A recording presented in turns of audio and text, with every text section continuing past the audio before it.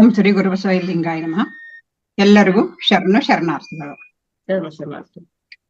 ಬಸವಾದಿ ಪ್ರಮುಖರನ್ನಲ್ಲಿ ಸ್ಮರಿಸಿಕೊಳ್ಳುತ್ತಾ ನಮ್ಮ ಪತ್ರಿಜಿಯವರು ಮಧುರ ಮಾಡಿಕೊಂಡು ಎಲ್ಲ ಶರಣ ಸಾಧು ಸಂತರು ಜ್ಞಾನಿಗಳ ಋಷಿ ಮುನಿಗಳು ಸಹಿತ ಅವರೆಲ್ಲರ ಪಾದಾರವಿಂದಗಳಿಂದ ತಮಸ್ತಕಳಾಗಿ ನನ್ನ ಆತ್ಮೀಯ ಎಲ್ಲ ಬಂಧುಗಳು ಸಹಿತ ಅನಂತ ಶರಣಾರ್ಥಿಗಳು. ನಿನ್ನೆ ದಿವಸ ಒಲೆ ಮೇಲೆ ಹಾಲಿಟ್ಟು ಹೊರಗೆ ಪೂಜೆಯಲ್ಲಿ ಕೂತಂತ ಒಂದು ಸಂಭವ ಆಯ್ತು.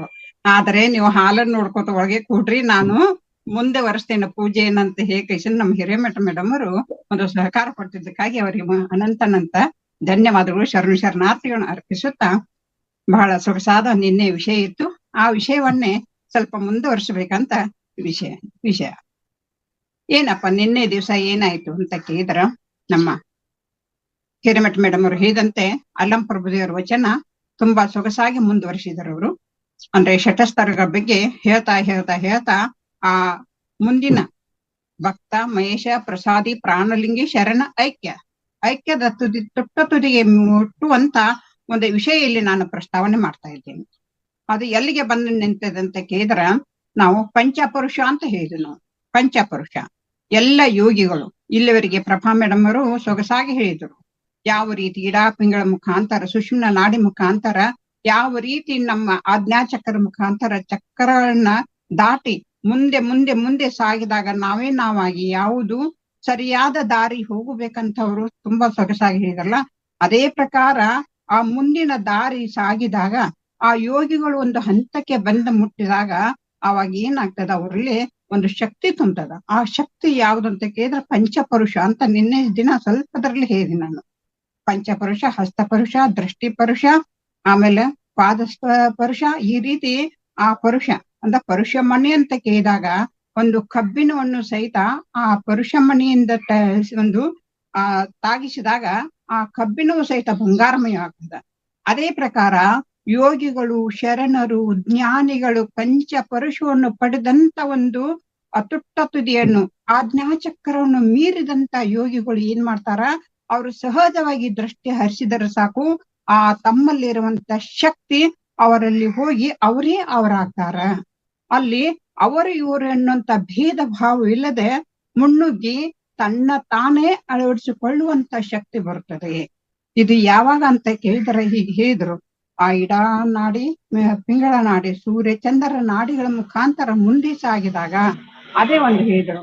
ಇಂದ್ರ ದಿಕ್ಕಿನೊಳಗಿದ್ದ ಸೂರ್ಯ ಚಂದ್ರ ನೋಡ್ರಿ, ಇಂದ್ರ ದಿಕ್ಕಿನೊಳಗಿದ್ದ ಸೂರ್ಯ ಚಂದ್ರರ ಗುಪ್ತದ ಮುಳುಗೆ ಚಂದದ ಬೆಳಕು, ಅಲ್ಲಿ ಚಂದದ ಬೆಳಕು ತೋರ್ಪುವುದು ಓಂ ಗುರು ಸಿದ್ಧ. ಅಲ್ಲಿ ಏನಾಗ್ತದ, ಬಯಲು ಕಾಣ್ತದ. ಅಲ್ಲಿ ಬಯಲು ಕಾಣಬೇಕಾದ್ರ ಇವಾಗ ನೋಡ್ರಿ ಸೂರ್ಯನಷ್ಟೇ ನೋಡ್ರಿ, ಸೂರ್ಯನ ಪ್ರಖರವಾದ ಬೆಳಕು, ಎಂಥ ಪ್ರಖರವಾದ ಬೆಳಕು ಇರ್ತದ್ರಿ. ಇವಾಗಂತೂ ಬೇಸಿಗೆಕಾಲ, ಸದ್ಯ ಪ್ರಖರವಾದ ಶಾಖ ಹೇಳಲಿಕ್ಕೆ ಬಾರದು. ಆದರೆ ಇಂಥ ಶಾಖ ಯಾವ ರೀತಿ ಅಲ್ಲಿ ಹೋದಾಗ ಸಾವಿರಾರು ಸೂರ್ಯರ ಬರೇ ಒಂದು ಸೂರ್ಯನ ಶಾಖ ಈ ರೀತಿ ನಾವು ಯಾವ ರೀತಿ ಆಗ್ತದ. ಆದ್ರೆ ಯೋಗ ಮಾರ್ಗದಲ್ಲಿ ಯೋಗಿಗಳಿಗೆ, ಜ್ಞಾನಿಗಳಿಗೆ ಏನಾಗುತ್ತೆ ಅಂತ ಕೇಳಿದ್ರ, ಆ ತೇಜಸ್ಸು, ಆ ಸಾವಿರಾರು ಅಲ್ಲಿ ಅಗಣಿತವಾದಂತ ಸೂರ್ಯ ತೇಜದ ಬೆಳಕು ಅಲ್ಲಿ ಪ್ರಖರವಾಗ್ತದ. ಅಲ್ಲಿ ಯಾವಾಗ ಅಂತ ಕೇಳಿದ್ರ, ಅಲ್ಲಿ ಆಜ್ಞಾಚಕ್ರನ ಮುಟ್ಟಿದಾಗ ಅದರ ಶಾಖದ ಒಂದು ಅನುಭವ ಆಗುತ್ತಿರೋದು. ಆ ಅನುಭವ ಆದಾಗ ಮುಂದೆ ಏನಾಗ್ತದೆ ಕೇಳಿದ್ರ, ಅದು ಪಶ್ಚಿಮ ಚಕ್ರಕ್ಕೆ ಯಾವಾಗ ಒಂದು ಆಜ್ಞಾಚಕ್ರದಲ್ಲಿ ಆ ಸೂರ್ಯನ ಶಾಖದ ಅನುಭವ ಉಂಟಾಗುತ್ತದೆಯೋ ಆವಾಗ ಪಶ್ಚಿಮ ಚಕ್ರಕ್ಕೆ ಅಲ್ಲಿ ಹೋಗಿ ಏನಾಗ್ತದ, ಆ ಸೂರ್ಯನಿಂದ ಚಂದ್ರನ ತೇಜಸ್ಸು ಮುಟ್ಟುತ್ತದರದು. ಅವಾಗ ತಕ್ಷಣ ಏನಾಗುತ್ತೆ ಅಂತ ಕೇಳಿದಾಗ ಆ ಚಂದ್ರ ಶೀತಲ ನೋಡ್ರಿ ತಂಪಾಗುತ್ತದಲ್ಲಿ.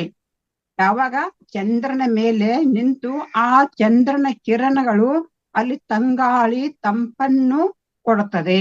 ನೋಡ್ರಿ, ಸೂರ್ಯನ ತೇಜಸ್ಸು ನಮಗ್ ಶಾಕ್ ಉಂಟಾಗಿದೆ ಎಂದಾದ್ರೂ ನಾವು ನೋಡಿದೀವ? ಆ ಚಂದ್ರ ಎಂದಾದ್ರೂ ಶಾಕ್ ಉಂಟು ಮಾಡುತ್ತಾ? ಇಲ್ಲ. ಆದ್ರೆ ಚಂದ್ರನ ಬೆಳಕು ಎಲ್ಲಿಂದ ಯಾರಿಂದ ಬಂತು?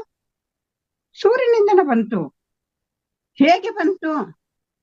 ಯೋಗದ ಇವಾಗ ಹೇಳ್ರಲ್ರಿ, ಇಡ ನಾಡಿ ಪಿಂಗಳ ಮುಖಾಂತರ ಅದು ಸಾಗಿ ಸಾಗಿ ಸಾಗಿ ಮುಂದೆ ಯೋಗದ ಮುಖಾಂತರ ಆ ಆಜ್ಞಾ ಚಕ್ರ ಯಾವಾಗ ಜಾಗೃತ ಆಗಿ ಅಲ್ಲಿ ಶಾಖದ ಉಂಟ ಆಗುತ್ತದೆಯೋ ಆವಾಗ ಆ ಯಾವ ಚಂದ್ರ ಅಂದ್ರೆ ಪಶ್ಚಿಮ ಚಕ್ರದಲ್ಲಿ ಒಂದು ತಂಗಾಳಿ ಬೀಸಿ ಅಲ್ಲಿ ಏನಾಗ್ತದ ಅಲ್ಲಿ ತಂಪನ್ನು ಕೊಡ್ತದ.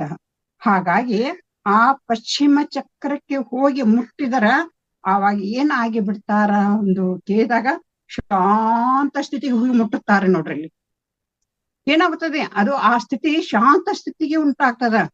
ಆವಾಗ ಶಾಂತ ಕಿರಣಗಳು ಅಲ್ಲಿ ಎಷ್ಟು ಆನಂದ ಭರಿತ ಆಗ್ತಾವಂತ ಕೇಳಿದ್ರ ಅದು ಹಿಂದೆ ನೋಡಲು ಬಯಲಿಗೆ ಬಯಲು, ಹಿಂದೆ ನೋಡಲು ಬಯಲಿಗೆ ಬಯಲು. ಆವಾಗ ಆ ಪಶ್ಚಿಮ ಚಕ್ರ ಶಿಖಾ ಚಕ್ರದ ನೆಲೆಯಲ್ಲಿ ನಿಂತಾಗ ಅದು ಏನಾಗಿ ಬಿಡ್ತದಂತ ಕೇಳ್ರ ಇಡೀ ಬ್ರಹ್ಮಾಂಡ ಎಲ್ಲ ತಾನೇ ತಾನಾಗಿರ್ತದ ನೋಡ್ರಿ. ಆ ಸ್ಥಿತಿಗೆ ಹೋಗಿ ಮುಟ್ಟಿದಾಗ ಇಡೀ ಬ್ರಹ್ಮಾಂಡವೆಂದು ಹೇಳಿದಾರಲ್ರಿ ಒಂದು ಕಡೆ, ಆ ಪಿಂಡಾಂಡವನ್ನ ಬಿಟ್ಟು ಬ್ರಹ್ಮಾಂಡವಿಲ್ಲ, ಬ್ರಹ್ಮಾಂಡವನ್ನು ಬಿಟ್ಟು ಪಿಂಡಾಂಡವಿಲ್ಲ. ಅದು ಯಾವಾಗದು ಈ ಸ್ಥಿತಿಗೆ ಹೋಗಿ ಮುಟ್ಟಿದಾಗ ಒಂದಾಗಿ ಕಾಣುತ್ತದೆ, ಒಂದಾಗಿ ಅನುಭವಿಸ್ತಿರೋದು. ಆವಾಗ ತಾನೇ ತಾನಾದ ನಂತರ ಅದೇನಾಗ್ತದೆ ಬ್ರಹ್ಮಾಂಡವನ್ನೆಲ್ಲ ತನ್ನೊಳಗಿರುವುದಿಲ್ಲ ಬ್ರಹ್ಮಾಂಡ ಇರ್ತದಂತ ಏಕದಿಂದ ನೀನು ನನ್ನೊಳಗೆ ಪ್ರವೇಶ, ನಾನು ನಿನ್ನೊಳಗೆ ಪ್ರವೇಶ. ನೋಡ್ರಿ ಎಷ್ಟು ಸುಂದರವಾದ ಅನುಭವದ್ರಲ್ಲಿ.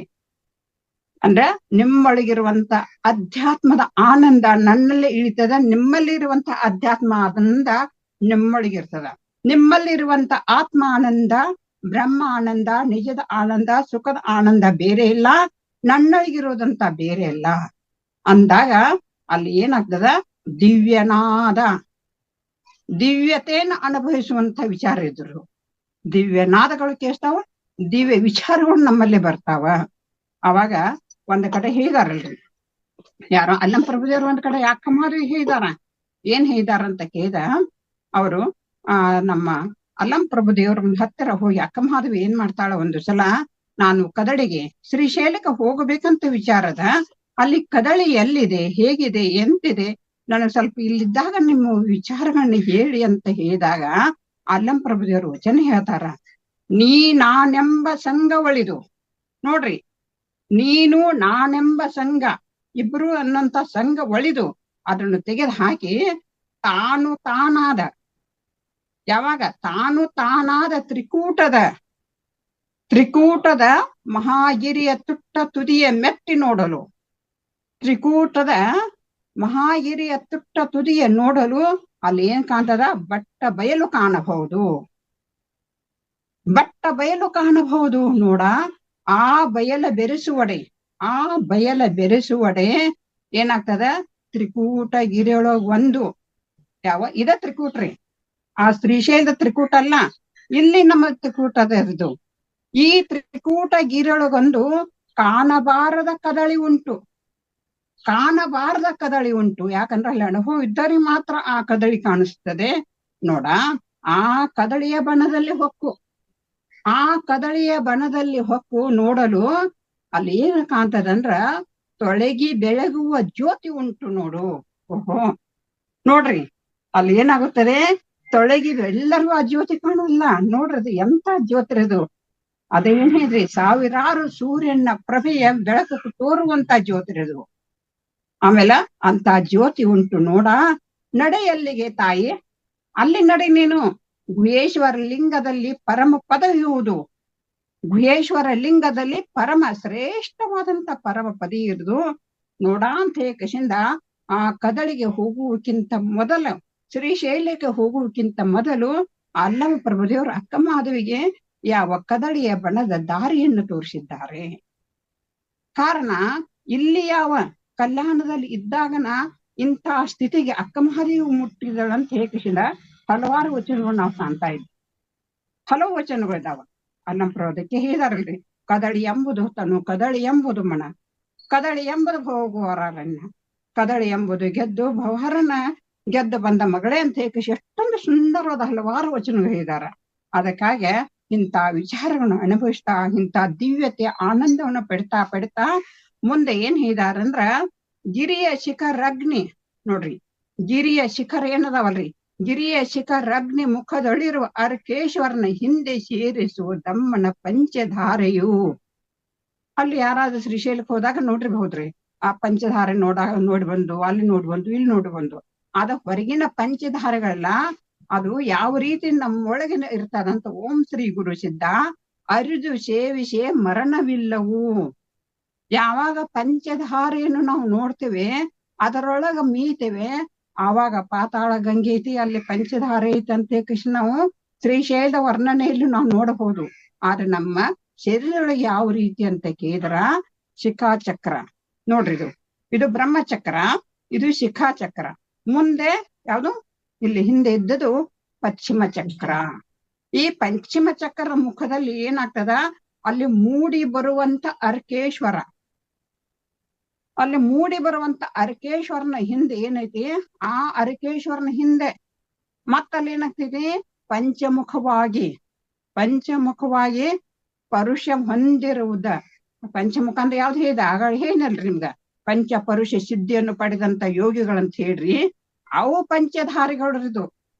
ನಾವೆಂತ ಗೊತ್ತೋ 5 ರೀತಿ ಒಂದು ಧಾರಾಕಾರವಾದ ಆ ನೀರು ಹರಿತದೆ ಹಾಗೆ ಹೀಗೆ ಅಂತ. ಆದ್ರ ನಮ್ಮೊಳಗೆ ಒಂದು ಜ್ಞಾನದ ಒಂದು ಕಣಗಳಲ್ಲಿ ಆ ಪಂಚ ಪರುಷ ಹೊಂದಿದ, ಯಾವ ರೀತಿ ಕಬ್ಬಿಣವು ಸಹಿತ ಚಿನ್ನವಾಗುವಂತ ಒಂದು ಎಲ್ಲವನ್ನೂ ಮೀರಿ ತಾನಾಗಿ ಆ ಸಿದ್ಧಿಗಳನ್ನು ಅರಿದು ಸೇವಿಸಿದಾಗ ಅಂಥ ಶರಣರಿಗೆ ಯಾವಾಗ ಆ ಪಂಚಧಾರಗಳಲ್ಲಿ ಮಿಂದು ಆ ಆನಂದನ ಪಡ್ತೀವೋ ಅಲ್ಲಿ ಏನಾಗ್ತದಂತ ಕೇಳ್ರ, ಭವ ಇಲ್ಲ. ಭವ ಅಂದ್ರೇನು, ಹುಟ್ಟು ಸಾವುಗಳಿಲ್ಲ. ಇಂಥ ಒಂದು ಶರಣರಿಗೆ, ಯೋಗಿಗಳಿಗೆ, ಪತ್ರಿಜಿ ಅಂತವ್ರಿಗೆ ಸಹಿತ ಅದನ್ನು ಮೀರಿ ಹೋಗಿದಾರ. ಅಂದ್ರೆ ಇಂತೂ ಶ್ರೀಶೈಲದ ಘನವ ಭ್ರಾಂತಿ ಹೇಳಿದ್ವು. ನಾವೇನ್ ಮಾಡ್ತೇವಿ, ಇಂತೂ ಶ್ರೀಶೈಲದ ಆ ಹೊರಗಿನ ಶ್ರೀಶೈಲದ ಭ್ರಾಂತಿ ಎಳೆದು ತಿರುಗಿ ನೋಡ್ರಿ ಅದನ್ನು ತಿರುಗಿ ನೋಡಿ ಅಂತರಂಗದ ಗುಡಿಯ ಹೊಕ್ಕೆನು. ಅದನ್ನು ತಿರುಗಿ ನೋಡಿ ಕಶಿಂದ ಅಂತರಂಗದ ಗುಡಿಯ ಹೊಕ್ಕೆನು.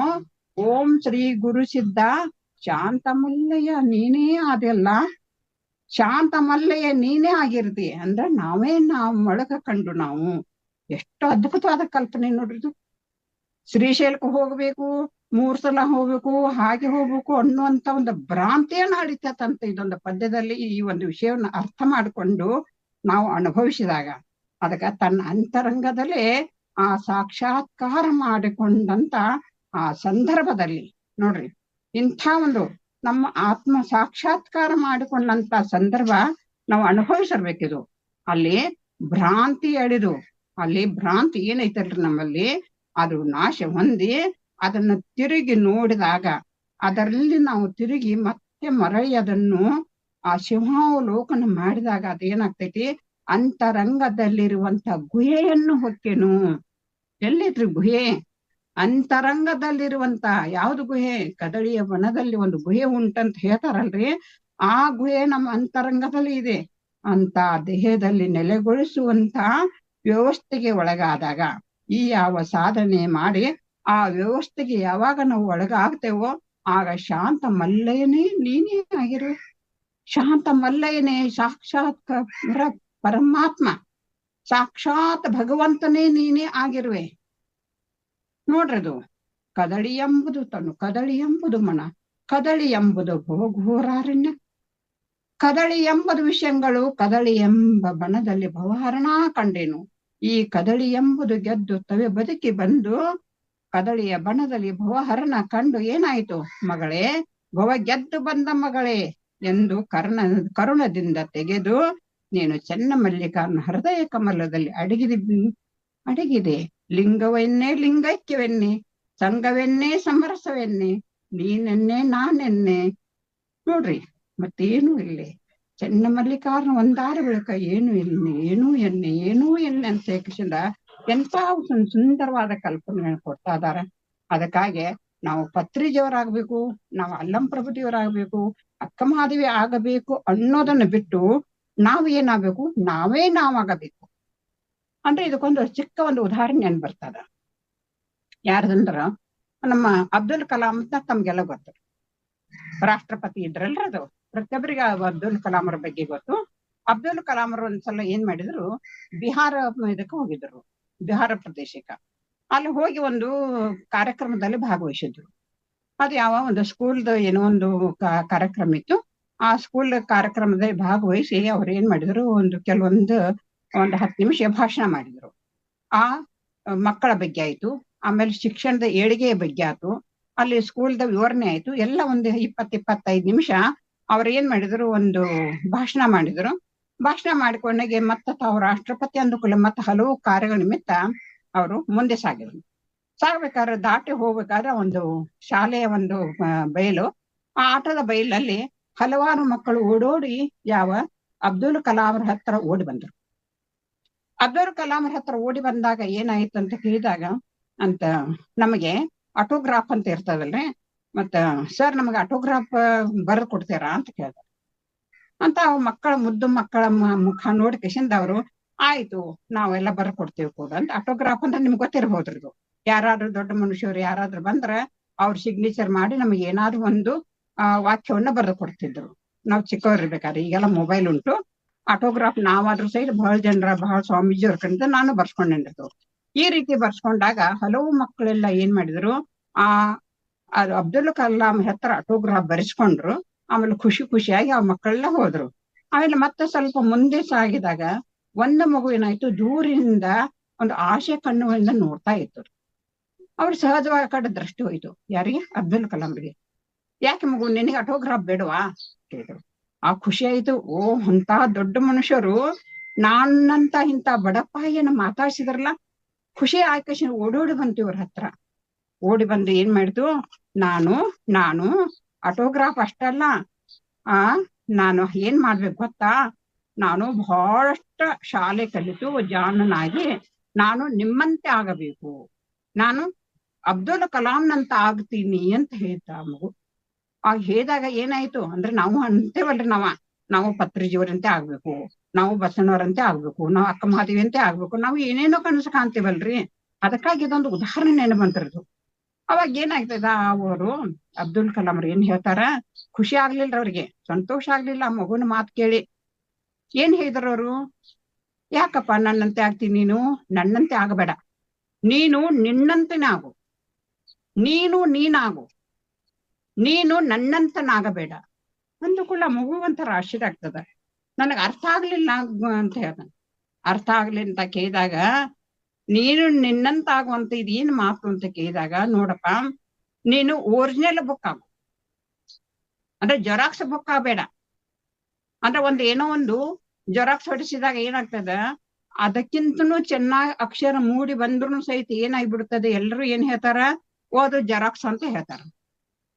ಹೊರತಾಗಿ ನೀನು ನಿನ್ನಂತ ಆದ್ರ ಅದು ಏನಾಗಿ ಬಿಡುತ್ತಂತ ಕೇಳಿದಾಗ, ಆ ಜೆರಾಕ್ಸ್ ಕಾಪಿ ಆಗದ ಒರಿಜಿನಲ್ ಬುಕ್ ಆಗಬೇಕಾದ್ರ ಆ ರೀತಿ ಕರಿಬೇಕಲ್ವಾ ನಿನ್ನನ್ನ. ಒಂದೇಳು ಒರಿಜಿನಲ್ ಬುಕ್ಗಿಂತ ಅಕ್ಷರಗಳು ಜೆರಾಕ್ಸ್ ಕಾಪಿಗಿಂತನೂ ಚೆನ್ನಾಗಿದ್ರು ಸಹಿತ, ಅದು ಎಷ್ಟೇ ಕ್ಲಿಯರ್ ಆಗಿ ಮೂಡಿ ಬಂದ್ರು ಸಹಿತ ಜೆರಾಕ್ಸ್ ಕಾಪಿನ ಅಂತ ಹೇಳ್ತಾರ, ಹೊರತಾಗಿ ಅದು ಒರಿಜಿನಲ್ ಕಾಪಿ ಅಂತ ಹೇಳುದಿಲ್ಲ. ಅದೇ ಪ್ರಕಾರ ನಿನ್ನೂ ಸಹಿತ ಅಬ್ದುಲ್ ಕಲಾಂ ಆದ್ರೂ ಸಹಿತ ನೀನೇ ಅಬ್ದುಲ್ ಕಲಾಂ ಅನ್ನೋದಿಲ್ಲ, ನಿನ್ನನ್ನೇ ಏನಂತಾರ, ನಿನಗೆ ಕಾಫಿ ಅಂತಾರ, ನಿನಗ ಜೆರಾಕ್ಸ್ ಅಬ್ದುಲ್ ಕಲಾಂ ಜೆರಾಕ್ಸ್ ಅಂತಾರ ನಿನಗೆ, ಹೊರತಾಗಿ ಒರಿಜಿನಲ್ ಅಬ್ದುಲ್ ಕಲಾಂ ಅನ್ನೋದಿಲ್ಲ ನೀನು ಅಂತ ಹೇಳ್ತಾರ. ಅದಕ್ಕ ಕೇಳ ಮಗು, ನೀನ ಈ ಪ್ರಪಂಚದಲ್ಲಿ ಈ ಜಗತ್ತಿನಲ್ಲಿ ಭಗವಂತ ಏನ್ ಮಾಡಿನ, ಪ್ರತಿಯೊಬ್ಬರಿಗೂ ಸಹಿತ ತಮ್ಮದೇ ಆದಂತ ಒಂದು ಪ್ರತಿಭೆಯನ್ನು, ಒಂದು ಜಾಣತನವನ್ನು ಕೊಟ್ಟಿದ್ದಾನ. ಹೌದಾ? ಪ್ರತಿಯೊಬ್ಬರಲ್ಲೂ ಒಂದೊಂದು ಇರ್ತದೆ. ಈ ಸದ್ಯ ನೋಡ್ರಿ, ನಮ್ಮ ಪ್ರಭಾ ಮೇಡಮ್ಗೆ ಆಯ್ತು, ಲಿಂಗಂ ಮೇಡಮ್ ಆಯ್ತು, ಆಮೇಲೆ ಗೀತಾ ಮೇಡಮ್ಗೆ ಆಯ್ತು, ಆಮೇಲೆ ಹಿರೇಮಠ ಮೇಡಮ್, ತಮ್ಮದೇ ಆದಂತ ಕೆಲವೊಂದು ಪ್ರತಿಭೆಗಳನ್ನ ಕೊಟ್ಟಿದಾರ ಭಗವಂತ. ಅದನ್ನ ಏನ್ ಮಾಡ್ತಾನ, ಆ ಪ್ರತಿಭೆಯನ್ನ ಗುರುತಿಸಿಕೊಳ್ತಾ ಇಲ್ಲ ನಾವು. ನಮ್ಮಲ್ಲಿ ಏನ್ ಅಡಗಿದೆ ಅಂತ ಯಾಕಂದ್ರೆ ನಮ್ಮ ಪ್ರತಿಭೆಯನ್ನು ಗುರುತಿಸಿಕೊಳ್ತಾ ಇಲ್ಲ. ಕಾರಣ ನಮ್ಮಲ್ಲೇ ಒಂಥರ ಹಿಂದು, ನನ್ನಲ್ಲಿ ಇದ್ದುದನ್ನು ಹೇಳಿದ್ರೆ ನಾನು ಏನಾದ್ರೂ ಅಂದಾರ್ಲ ಅನ್ನೋಂತ ಭಯಾನಕವಾಗಿ ಬಿಟ್ಟೈತ್ರಿ. ಅದನ್ನ ಬಿಟ್ಟು ಏನ್ ಮಾಡ್ಬೇಕು, ನೀನು ನಿನ್ನಂತಾಗು, ಇನ್ನೊಬ್ಬನ ಅನುಕರಿಸೋದು ಬೇಡ ನಾವು, ನೀನು ನಿನ್ನಂತಾಗು. ಹಂಗಾದ್ರೆ ನೀನು ನಿನ್ನ ಜೀವನದಲ್ಲಿ ಅದೇನ್ ಮಾಡು, ಆ ಮಹಾನ್ ವ್ಯಕ್ತಿಗಳ ಸಾಧನೆ ಏನು, ಬುದ್ಧ, ಬಸವ, ಆಮೇಲೆ ಪ್ರಭುದೇವರಾಗ್ಲಿ, ಆಮೇಲೆ ಇನ್ನು ಪತ್ರಿಜಿಯವರಾಗ್ಲಿ, ಇಂಥವರ ಸಾಧನೆ ಮಾಡಿದಂತ ವ್ಯಕ್ತಿಗಳ ಒಳ್ಳೆ ಗುಣಗಳನ್ನ ಅನುಸರಿಸಿ ನೀನು. ಆ ಮಹಾತ್ಮರ ಒಳ್ಳೆ ಗುಣಗಳನ್ನ ಅನುಸರಿಸು, ಆರ ಅನುಕರಿಸಬೇಡ. ನೋಡ್ರಿ ಎಷ್ಟು ಚೆನ್ನಾಗಿ ಹೇಳಿದಾರು. ಕಾರಣ ಅವರ ಚಾರಿತ್ರ್ಯವನ್ನು ನೀನು ತೆಗೆದುಕೋ, ಅವ್ರ ಚರಿತ್ರೆಯನ್ನು ತೆಗೆದುಕೊಳ್ಳಬೇಡ. ಹೌದಾ? ಎಷ್ಟು ಸುಂದರವಾದೈತಿ ನೋಡ್ರಿ ಇದು ವಿಚಾರ. ಅವ್ರ ಚರಿತ್ರೆ ಬೇಡ ನಮಗೆ, ಅವ್ರ ಚಾರಿತ್ರ್ಯ ಇರಲಿ, ಅವ್ರ ಒಳ್ಳೆಯ ಗುಣಗಳು ನಮಗೆ ಇರಲಿ. ಅವರ ಎಂದಿಗೂ ಇದು ಮಾಡ್ಬೇಡ. ಅನುಕರಣೆಗೂ ಮತ್ತು ಅನುಸರಣೆಗೂ ವ್ಯತ್ಯಾಸ ಬಹಳ ಐತಿರದು. ಅನುಕರಣೆಗೂ ಮತ್ತು ಅನುಸರಣೆಗೂ ವ್ಯತ್ಯಾಸ ಬಹಳ ಆಗ್ತದೆ. ನಾನು ಅವರಂತ ಆಗ್ತೇನೋ, ನಾನು ಇವರಂತ ಆಗುತ್ತೇನೇನೋ, ಅವರಂತ ಆಗ್ತೇನೆ ಇವರಂತ ಆಗ್ತೇನೋ. ಏನ್ ಮಾಡು, ನೀನು ನಿನ್ನಂತಾಗು, ನೀನು ನಿನ್ನಂತಾಗು. ಆಗ ಮಾತ್ರ ಜಗತ್ತಿನಲ್ಲಿ ನಿಜವಾದ ಬೆಲೆ ಸಿಗುತ್ತದೆ. ಅವಾಗ ನಿಜವಾದ ಬೆಲೆ ಸಿಗುತ್ತದೆ. ಇಲ್ಲದೆ ಹೋದ್ರ ನೀನು ಎಂದೆಂದು ಏನಂತಾರ, ಸೆಕೆಂಡ್ ಹ್ಯಾಂಡಲ್ ಬೆಲೆ ಸಿಗುತ್ತದೆ. ಇಲ್ಲ, ನಮ್ಗೆ ಏನಾಗ್ಬೇಕು, ನಾವು ಸೆಕೆಂಡ್ ಹ್ಯಾಂಡಲ್ ಆಗ್ಬಾರ್ದು ನಾವು ಅಂತ ಹೇಕಸಿಂದ ಯಾರು ಹೇಳ್ತಾರೆ ಇದನ್ನು? ಅಬ್ದುಲ್ ಕಲಾಮರು ಆ ಮಗುಗೆ ಹೇಳುವ ಮಾತಿದು. ಹಾಗಾದ್ರೆ ಇವಾಗ ನಾವ್ ಏನ್ ಮಾಡ್ಬೇಕು? ಅಬ್ದುಲ್ ಕಲಾಮರು ಆ ಮಗು ಅಲ್ಲ, ನಾವು ಎಲ್ಲರೂ ಮಕ್ಕಳೇ. ಹೌದಾ? ಯಾಕಂದ್ರೆ ಅನುಭವಿಕರು ಏನ್ ಹೇಳ್ತಾರಲ್ರಿ, ಬರೇ ಒಬ್ಬರನ್ನ ಉದ್ದೇಶ ಇಲ್ಲ, ಎಲ್ಲಾ ಮಾನವ ಜನಾಂಗಕ್ಕೆ ಎಲ್ಲರಿಗೂ ಸಂಬಂಧಪಟ್ಟಂತ ಇದು ವಿಷಯ. ಅದಕ್ಕಾಗಿ ನನ್ನ ಪ್ರೀತಿಯ ಆತ್ಮ ಬಂಧುಗಳೇ, ಎಲ್ಲಾ ಮಾಸ್ಟರ್ ಹೇಳೋದಂತ ಕೇಳಿದ್ರ, ಈ ಯಾವ ಮೇಲಿನ ಮಾತುಗಳು ಅಬ್ದುಲ್ ಕಲಾಮರು ಹೇಳಿದಂತ ಮಾತುಗಳು ಸಹಿತ ನಿಮ್ಮ ಜೀವನದಲ್ಲಿ ಅಳವಡಿಸಿಕೊಳ್ಳೋಣವೇ ಅಂದ್ರೆ ಹೆಂಗಪ್ಪ ಅಂತ ಕೇಳಿದಾಗ, ನಮ್ಮ ಜೀವನದಲ್ಲಿ ನಮ್ಮಂತಾಗ್ಲು ಪ್ರಯತ್ನ ಮಾಡೋಣ್ರಿ ನಾವು. ನಮ್ಮ ಜೀವನದಲ್ಲಿ ನಮ್ಮಂತೆ, ನಿಮ್ಮ ಜೀವನದಲ್ಲಿ ನಿಮ್ಮಂತಾಗ್ಲಿಕ್ಕೆ ಪ್ರಯತ್ನ ಮಾಡೋಣ ನಾವು. ಕಾರಣ ಈಗ ಜಗತ್ ಹೆಂಗೈತಂದ್ರ, ಈಗ ನೋಡ್ರಿ, ಹುಲ್ಲು ಎಷ್ಟು ತುಳಿತೇವಲ್ರಿ ಅಷ್ಟು ಚಿಗಿತೈತಿ. ಹೌದಾ? ಎಷ್ಟು ತುಳಿದ ಕಷಿಂದ ಅದನ್ನ ಮಾಡ್ತೇವಲ್ಲ ಅಷ್ಟು ಮತ್ತೆ ಚಿಗಿಬೇಕನ್ನೋ ಅಂತ ಆ ಕರಿಗೆಯ ಹುಲ್ಲಿನಂತಾಗೋಣ ನಾವು. ಕತ್ತಲ್ಲಿ ಆವರಿಸುವಂತಲ್ಲಿ, ಕತ್ತಲ್ಲಿ ಇದ್ದಲ್ಲಿ ಪ್ರಜ್ವಲಿಸುವ ದೀಪ ಆಗೋಣ ನಾವೆಲ್ಲರೂ. ಆ ದೀಪದ ಬೆಳಕಾಗೋಣ ನಾವು. ಮೇಲಕ್ಕೆ ಹೋದಷ್ಟೇ, ಮೇಲಕ್ಕೆ ಎತ್ತರಕ್ಕೆ ಹೋದಷ್ಟು ನಾವು ಹಾರಾಡುವ ಗಾಳಿಪಟವಾಗೋಣ ನಾವು. ಕೈ ಬಿಟ್ಟಷ್ಟು ಮತ್ತೆಂದೂ ಕೈಗೆ ಸಿಗದಂತ ಪಾದರಸವಾಗೋಣ ನಾವು. ಇದೆಲ್ಲವನ್ನು ಮೀರಿ ಏನ್ ಮಾಡ್ಬೇಕು ನಾವು? ನಾವಾಗೋಣ. ನಾವು ನಮ್ಮತನವನ್ನು ನಮ್ಮ ಅಡಿಯಲ್ಲಿಯೇ ಬೆಳಕು ಕೊಡೋಣ ನಾವು. ಅಷ್ಟೆಲ್ಲ ಇಡೀ ಜಗತ್ತಿಗೆ ಬೆಳಕು ಕೊಡ್ತೇವಂತ ಛಲವಂತರಾಗೋಣ ನಾವು. ಛಲ ಬೇಕು ಶರಣಂಗೆ. ಇಂಥ ಛಲರಿದು? ನಾವು ಹೇಳಿಯಾ? ನಾವು ಯಾರು? ಅಮೃತ ಪುತ್ರರು ನಾವು. ನಾವೇನ್ ಹಿಂದಿದೀವ? ಹೌದಾ? ಅದನ್ನ ಬಿಟ್ಟು ಸುಮ್ಮನೆ ನಾವ್ ಏನ್ ಮಾಡ್ತಾ ಇದ್ದೇವ? ಎಲ್ಲಾರ್ದು ನೋಡ್ರಿ, ಅವ್ರು ಅವ್ರೊಂದು ಹೇಳ್ತಾರ ದಾರಿ, ಇವ್ರು ಇವ್ರೊಂದು ಹೇಳ್ತಾರ, ಮತ್ತೊಬ್ರು ಹೇಳ್ತಾರ, ಮತ್ತೊಂದು ಹೇಳ್ತಾರೆ. ಅವ್ರದಕ್ಕೆ ಹೋದಲ್ಲ, ಇವ್ರದಕ್ಕೆ ಹೋದಲ್ಲ. 1000 ಜನರ ಉಪದೇಶ ಅಲ್ಲ, ಅಲ್ಲೇ ಕುಂತು ಬಿಡ್ತಾವ. ಮತ್ತ ನಮ್ಮ ದಾರಿ ನಾವು ಹೋದು ಬಿಡ್ತೇವೆ. ಇಲ್ಲ, ಎಲ್ಲರ ಉಪದೇಶಗಳನ್ನ ಕೇಳೋಣ, ನಮಗೆ ಬೇಕಾದಂತ ವಿಚಾರಗಳನ್ನ ವಿಮರ್ಶೆ ಮಾಡಿಕೊಳ್ಳೋಣ. ನಮ್ಮ ಹೃದಯ ಸ್ಪಂದನ ಆಗುವಂತ ಆನಂದ ಬರುತ್ತೆ. ಯಾವ್ದಾಗುತ್ತದೆ ಅದನ್ನು ನಮ್ಮೊಂದಿಗೆ ಅನುಸರಿಸಿಕೊಳ್ಳೋಣ. ಅನುಕರಣೆ ಮಾಡಿಕೊಳ್ಳೋದು ಬೇಡ, ಅನುಸರಿಸಿಕೊಂಡು ಹೋಗಿ. ಕಂಡವರ ಅನುಕರಣೆ ಬೇಕಾಗಿಲ್ಲ. ನೆನ್ಪಿಡ್ರಿ, ನಾವೆಂದೂ ಅವರಾಗಲು ಸಾಧ್ಯವಿಲ್ಲ ನಾವೆಲ್ಲೂ. ಆಮೇಲೆ ಅವರೆಂದಿಗೂ ನಮ್ಮಂತೆ ಆಗಲು ಸಾಧ್ಯವಿಲ್ಲ. ಯಾಕಂದ್ರೆ ಶ್ರೇಷ್ಠ ವ್ಯಕ್ತಿಗಳನ್ನ, ಒಳ್ಳೆಯ ಗುಣಗಳನ್ನ ನಮ್ಮ ಜೀವನದಲ್ಲಿ ಅಳವಡಿಸಿಕೊಳ್ಳೋಣ. ಶ್ರೇಷ್ಠವಾದಂತ ವ್ಯಕ್ತಿಗಳು ನೋಡ್ರಿ, ಇವರು ಬೇಕು ನಮಗೆ. ಬುದ್ಧ, ಬಸವ, ಆಮೇಲೆ ಪತ್ರಿಜಿಯವರು, ಹಲವಾರು ಮಹಾತ್ಮರಾಗಿ ಹೋಗಿದ್ದಾರೆ. ಅಂತ ಶರಣರ, ಸಂತರ, ಮಹಾತ್ಮರ ಏನ್ ಬೇಕು ಅಂಥವರ ಗುಣಗಳನ್ನ, ಅಂಥವರ ಉಪದೇಶಗಳನ್ನೆಲ್ಲ ನಾವು ಕೇಳೋಣ, ತಿಳಿದುಕೊಳ್ಳೋಣ, ಜೀವನದಲ್ಲಿ ಅಳವಡಿಸಿಕೊಳ್ಳೋಣ, ಅವರನ್ನು ಅನುಸರಿಸಿಕೊಳ್ಳೋಣ. ಆದ್ರ ಅನುಕರಿಸಲು ಬೇಡ. ಅದಕ್ಕಾಗಿ ನಾವು ಬೇರೆಯವರಂತಾಗದೆ ನಾವು ನಮ್ಮಂತ ಆಗೋಣ. ನಾವು ಅನುಸರಿಸಬೇಕಾಗಂತ ಮಹಾ ವ್ಯಕ್ತಿಗಳ ಚಾರಿತ್ರ್ಯವನ್ನು ನೋಡೋಣ ಹೊರತಾಗಿ ಚರಿತ್ರೆಯನ್ನು ಬೇಡ. ಅವ್ರ ಚರಿತ್ರೆ ಅವರು ಹಂಗ ಏನು ನಮ್ಮ ಪವಾಡಗಳು ಪುರುಷರ ಅವ್ರ ಪವಾಡಗಳು ಮಾತ್ರ ನಮ್ಮ ತಲೆಯಲ್ಲಿ ಇರ್ತಾವ್ರ ಅವರು. ಹೇಗಲ್ರ ಅವಾಗ ಪಂಚಪರುಷವನ್ನ ಪಡೆದಂತ ಸಿದ್ಧಿ ಪಡೆದಂತ ಆ ಮಹಾತ್ಮರ ಏನ್ ಮಾಡಿರ್ತಾರ, ಆ ಪವಾಡಗಳಲ್ಲೆನ ಕುಂತ ಕಸಿಂದ ನಮ್ಮನ್ನೆಲ್ಲ ಕತ್ತಲೆನ ಮುಳುಗಿಸಿ ಬಿಡ್ತಾರ. ಬೇಕಾಗಿಲ್ಲ ನಮಗೂ ಆ ಪವಾಡಗಳನ್ನ ಮೀರಿ ಹೋಗೋದಂತ ಆನಂದ ಎಲ್ಲೈತಂತೆ ಕಸಿಂದ ನಾವು ಕಂಡುಕೊಳ್ಳಬೇಕ್ರಲ್ಲಿ.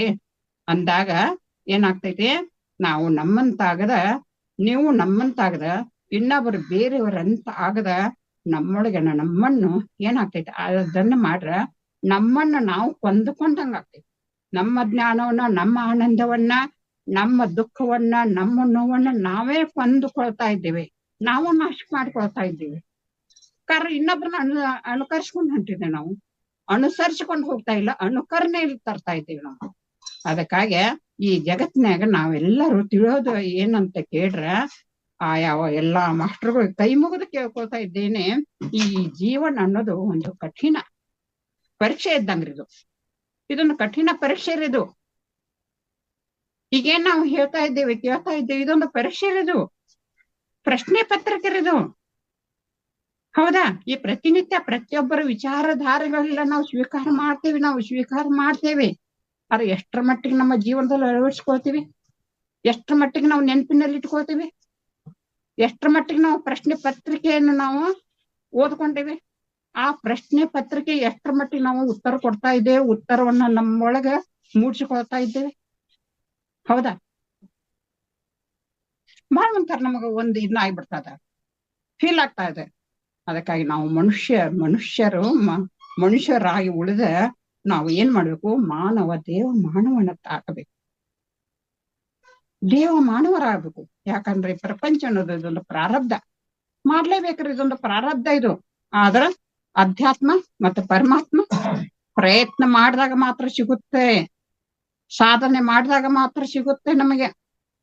ಹೌದಾ? ಯಾಕಂದ್ರೆ ಈ ಪ್ರಪಂಚನ ಮಾಡ್ಲಿಕ್ಕೆ ಯಾರು ಪಾಠ ಹೇಳ್ಕೊಡ್ಬೇಕಾಗಿಲ್ಲ, ಅದು ಸಹಜವಾಗಿ ಆಗ್ತಾ ಇದೆ, ಸಹಜವಾಗಿ ಬರ್ತಾ ಇದೆ ಅದ್ರ ಪ್ರಪಂಚದ ಜ್ಞಾನ. ಆದ್ರ ಪರಮಾತ್ಮ ಭಗವಂತನ ಒಲಿಸಿಕೊಳ್ಬೇಕಾದ್ರೆ ನಾವು ಸಾಧನೆ ಮಾಡ್ಬೇಕು, ಪ್ರಯತ್ನ ಮಾಡ್ಬೇಕು ನಮಗ. ಅದಕ್ಕಾಗಿ ನಾವೆಲ್ಲರೂ ಏನ್ ಮಾಡಿದೆವು, ಮಾತಿಗೆ ಮಾತ್ರ ಸೀಮಿತರಾಗಿದ್ದೇವೆ. ನಾವು ಮಾತಿಗೆ ಮಾತ್ರ ನಾವು ಸೀಮಿತ ಆಗಿದ್ದೇವೆ, ಕ್ರಮಬದ್ಧವಾಗಿ ಹೋಗ್ಬೇಕಾಗಿತ್ತಿಲ್ಲ. ನಾವು ಕ್ರಮ ಬಿಟ್ಟಿದೇವ್ರ, ನಾವು ಕ್ರಮಬದ್ಧವಾಗಿ ನಾವು ಹೋಗ್ಬೇಕಾಗಿತಿ. ಏನದು, ಏನ ಕ್ರಮ ಬೇಕು ನಮ್ಗೆ? ನಿತ್ಯ ಯಾವುದು, ಅನಿತ್ಯ ಯಾವುದು? ಪ್ರಶ್ನೆ ಮಾಡ್ಕೋಬೇಕ್ರ ನಾವು. ನಿತ್ಯ ಯಾವುದು, ಅನಿತ್ಯ ಯಾವುದು? ಸಾರ ತಿಳ್ಕೊಬೇಕಾಗಿತ್ರ ನಾವು. ಹಂಸ ಕ್ಷೀರ ನ್ಯಾಯ ಆಗದಂತೆ ನಾವು ಇರ್ಬೇಕಾಗಿತ್ತು. ಹಂಸ ಕ್ಷೀರ ನ್ಯಾಯ ಇದೆಲ್ಲ ತಮಗೆಲ್ಲ ಅನುಭವ ಇದರದು.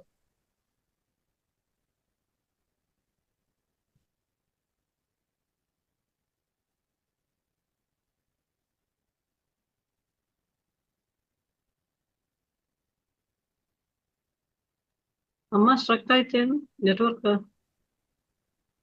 ಪ್ರಾಬ್ಲಮ್? ಅದಕ್ಕಾಗಿ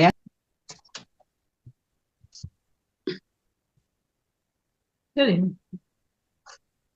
ಮುಂದುವರ್ಸ್ತೇನೆ. ಸಾರಿ ಮೇಡಮ್, ಫೋನ್ ಬಂದಾಗ ಎಷ್ಟು ಒಂದು ವಿಚಾರಗಳು ಸುಂದರವಾಗಿ ಸಾಕು.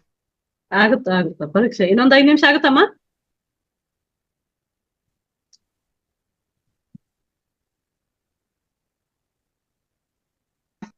ಫೋನ್ ಬಂತು ಅಲ್ಲ, ಮತ್ತೆ ಬರ್ತಾ ಇದ್ದಾರದು ಫೋನ. ಇರ್ಲಿಲ್ರಿ, ಆಯ್ತು, ಇನ್ನು 1 ನಿಮಿಷದಲ್ಲಿ ಮುಗಿಸ್ತೇನ್ರಿ. ಅದಕ್ಕಾಗಿ ಬಯಲು ಬೇರೆ, ಪ್ರಕಾಶ ಬೇರೆ. ಇದನ್ನು ತಿಳ್ಕೊಂಡ ಕಷ ನಾವು ಬೆರೆಬೇಕಂದ್ರೆ ಸೇರ್ಬೇಕಪ್ಪ. ಅದಕ್ಕಾಗಿ ಜೀವಾತ್ಮ ಯಾವುದು, ಪರಮಾತ್ಮ ಯಾವುದು ಅದನ್ನೆಲ್ಲ ತಿಳ್ಕೊಬೇಕ್ರ ನಾವು. ಜೀವಾತ್ಮ ಯಾವುದು, ಪರಮಾತ್ಮ ಯಾವುದು, ಒಂದೊಂದು ಪ್ರಪಂಚವನ್ನ ನಂಬಿದರೆ ಏನಾಗ್ತದ, ಬರೇ ನಾವು ಪ್ರಪಂಚವನ್ನ ನಂಬಿದ್ರೆ ಒಂದಿಲ್ಲ ಒಂದಿನ ಕೈ ಕೊಡ್ತೈತರದು, ನಾವ್ ಬಿಟ್ಟು ಹೋಗ್ತೈತ್ರಿ ಪ್ರಪಂಚ, ಏನ್ ನಮ್ಮ ಜೊತೆ ಬರ್ತೈತರದು. ಈ ಪ್ರಪಂಚವನ್ನ ನಂಬಿ ಕುಂತಿದೀವ್ರ ನಾವೆಲ್ಲ. ಅದಕ್ಕಾಗಿ ನಾವು ಎಲ್ಲರೂ ಅಧ್ಯಾತ್ಮವನ್ನ, ಪರಮಾತ್ಮವನ್ನ ನಾವು ನಂಬಿದರ ನಮ್ಮನ್ನ ದಡ ಸೇರಿಸ್ತೈತ್ರ, ನಮ್ನ ಇದರಿಂದ ಏನ್ ಮಾಡ್ತೇವೆ, ದಾಟಿಸ್ತೈತ್ರದು.